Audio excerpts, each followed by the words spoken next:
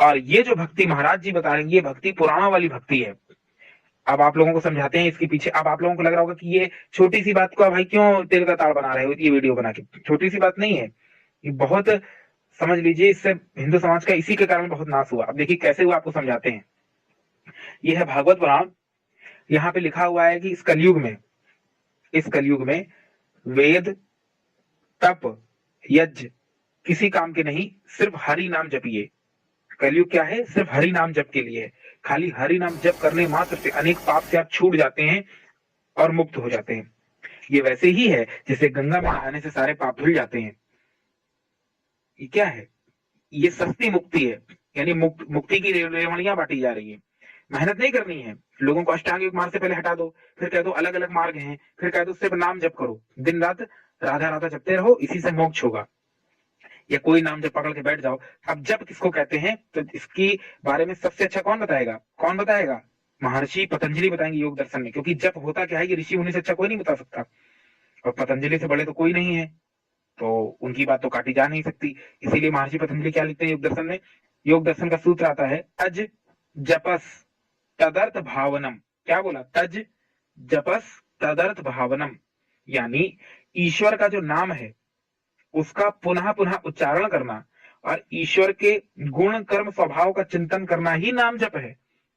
ये तो बता दिया महाराज जी ने कि राधे राधे जपिए, अन्य और कथावाचक किसी और की क्या जाप कह देते हैं। तो खाली क्या ये रटते रहने मात्र से सब मुक्ति हो जाएगी? नहीं। और ना नाम जप अलग है, ना कोई अष्टांग योग अलग है, सब, ना भक्ति अलग है, ना कर्म अलग है। दरअसल सब योग का ही अंग है। अष्टांग योग में ही नाम जप भी आ जाता है, उसी में कर्म भी आ जाता है, उसी में भक्ति भी आ जाती है, उसी में स्तुति प्रार्थना उपासना भी आ जाती है। ये समझने का भेद है। इसीलिए बिना ऋषियों के पास आए इन दुविधाओं से छूट नहीं पाएंगे और ऐसे ही अंधकार में फंसे रहेंगे। देखिए यहाँ क्या बोला कि तज जपस तदर्थ भावनम, अर्थात जिसका जप करें उसके गुण कर्म स्वभाव को जानकर चिंतन मनन करें, तब जाकर आप नाम जप की ओर पहुंचेंगे। जैसे मैं उदाहरण देकर समझाता हूँ, जैसे राम जी का, अब राम राम जपें तो खाली राम राम जपने से नहीं होगा। पहले हमने राम राम जपा, राम जी के गुणों का चिंतन किया, तो उसके लिए कहाँ से करेंगे, वाल्मीकि रामायण पढ़ेंगे, क्योंकि सबसे प्रामाणिक ग्रंथ कौन है राम जी के जीवन में, वाल्मीकि रामायण। क्योंकि वाल्मीकि राम के समकालीन थे, तो उनसे अच्छा उनका परिचय कौन दे सकता है। तो उसमें क्या लिखते हैं कि श्री राम जी सुबह उठ जाते थे, गायत्री का पाठ करते थे अर्थ सहित, और ओम का ध्यान करते थे। और यही बात कृष्ण जी के लिए भी आती है कि ओम का जप करिए। ओम इति एतत् अक्षर उद्गीत उपासित, यही छांदोग्य उपनिषद कहता है। यही बात मांडव्य उपनिषद कहता है। क्या कहता है, सर्वे वेदाः यत्पदा आमनन्ति तापांसि सर्वाणि च यद्वदन्ति यदि छन्तो ब्रह्मचर्यं चरन्ति तदेपदं संग्रहेण ब्रवी ओम इति एतत्। यानी ब्रह्मचारी जन तप विद्या द्वारा जिस परम पद का कथन करते हैं और जिसका ज्ञान करके ही मुक्ति भाव को प्राप्त होते हैं, वो परम पद कौन है, वो ओम है। क्योंकि उस ओम में ही परमात्मा के सारे लक्षण घटते हैं, और वेद आदि सत्य शास्त्र उपनिषद दर्शन आदि में ईश्वर का मुख्य और निज नाम ओम को ही बताया गया है। और उसी ओम का ध्यान रामकृष्ण आदि महान पुरुष भी करते थे। अतः हमें उनको फॉलो करना चाहिए, उनका पालन करना चाहिए, न कि बाबा जी का पालन करना चाहिए। हो सकता है भक्त लोगों को ये बात ना अच्छी लगे, लेकिन उस राजीव कभी आंख मारी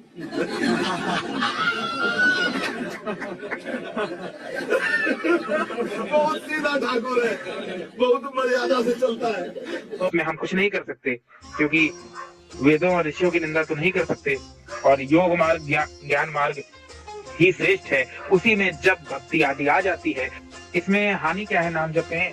देखिए नाम जप का ये नहीं होता है, अगर आपको शक्कर खानी है तो खाली शक्कर शक्कर कहने मात्र से तो मुंह मीठा होगा नहीं, जब तक शक्कर को उठा के मुंह में नहीं रखोगे। यही बात नाम जप पर भी अप्लीकेबल होती है।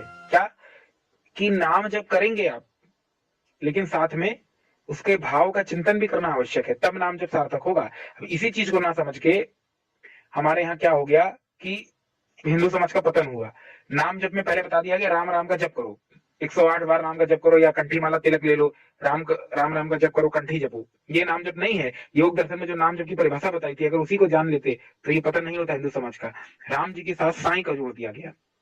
अब क्या था कि जब साईं को राम के साथ जोड़ दिया तो लोग ओम साई राम जपने लगे। अब धीरे धीरे साईं बाबा का भी प्रचलन बढ़ गया। लेकिन साईं बाबा कौन थे, तो आप जानते हैं कौन थे, उनके जीवन चरित्र पढ़िए। वो अल्लाह मालिक आदि करते थे और मांसाहार आदि भी करते थे। साईं वो मुस्लिम फकीर थे, उनको ईश्वर का अवतार बना के हिंदू समाज में परोस दिया गया। पतन हुआ हिंदू समाज का। क्यों? क्योंकि चित्र, हमने चित्र पूजा, चरित्र नहीं पूजा। अगर नाम जप का सही अर्थ वही जानते जो योग दर्शन ने बोला था कि उसके गुण कर्म स्वभाव का चिंतन करना है नाम के साथ, तो ऐसे लक्षण नहीं होते। इसीलिए ये चीज बतानी चाहिए कि नाम जप का अर्थ ये नहीं कि बस राधे राधे करते रहना, गुण कर्म स्वभाव का भी चिंतन करना। और राम राम का और कृष्ण कृष्ण का जो आप और कहीं कहीं ये भी बोल देते हैं कि राधा राधा जपते थे कृष्ण जी महाराज जी, ये भी गलत बात है। वो ओम का जप कह रहे हैं गीता में, और आप बता रहे हैं राधा जपते थे। ये तो अपमान है भगवान श्री कृष्ण का, ऋषियों का, वेदों का। क्योंकि जब सारे लक्षण ओम के घट रहे हैं, 11 उपनिषद उठा के पढ़ लीजिए, आदि गुरु शंकराचार्य को ही मान लीजिए, उन्होंने भी ओम को ही, जाप को ही सर्वोपरि बताया ओम जाप को, और उसके चिंतन मनन के ब्रह्म का वो है नाम जप, ना कि आप ओम से इतर जितनी चीजों का नाम जप करा रहे हैं। ठीक नहीं, क्योंकि उसी ओम में ही सब समाया है। इसलिए यहाँ बात ये नहीं है कि ओम जपिए कि कोई और नाम जपिए, इसकी बात ही नहीं है, चर्चा ही नहीं है। यहाँ बात इस चीज की है कि गुण कर्म स्वभाव की बात है। जैसे हमने राम जी का उदाहरण देकर समझाया ना, उसी तरह समझ लीजिए। ठीक, ये तो हो गई नाम जप की बात। अब इस चीज को समझना चाहिए कि स्तुति प्रार्थना उपासना क्या है, नाम जप आदि आदि क्या है।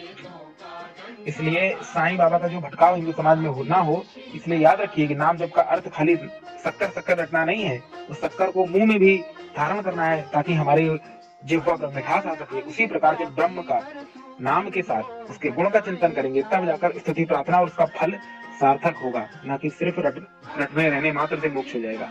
और ये दोनों मार्ग अलग अलग नहीं है, एक ही मार्ग है। उसी योग में ही नाम जपा जाता है, उसके भाव का चिंतन करेंगे, वो अष्टांग योग का भाग बन जाएगा। बस इतनी सी बात है। इसीलिए कथावाचक समाज में भ्रांति फैलाते हैं, अपना अलग मत चलाते हैं कि योग मार्ग अलग है, भक्ति मार्ग अलग है, चाहे जिस तरीके से उस ब्रह्म को पाइए। फिर ये बोल देते हैं कि अल्लाह ही गोविंद है, गोविंद ही अल्लाह है। फिर कल को कह देंगे कि अल्लाह का नाम जपिए तो गोविंद को पा जाएंगे, गोविंद का नाम जपिए तो अल्लाह को पा जाएंगे। हिंदू चल पड़ेगा मजारों को पूजने।